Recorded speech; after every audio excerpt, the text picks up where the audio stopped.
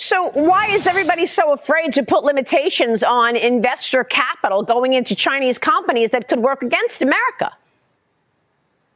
Well, I would submit, and with all due respect to the former president, that the tariff issue doesn't solve the outbound capital flow problem. And we need to consider all capital outflows to China, public and private.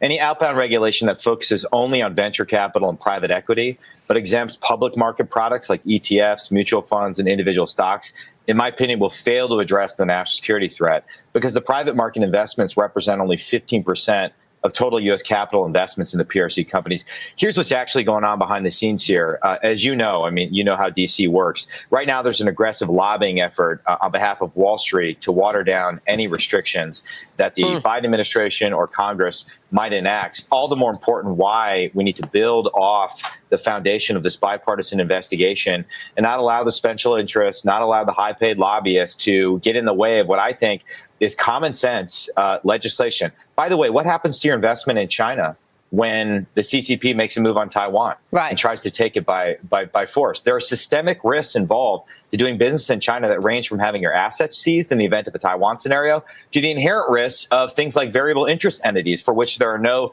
shareholder protections. So we are long overdue for taking action. And whoever the presidential candidate is, my hope is that this will be an issue in the primary. This is a key issue.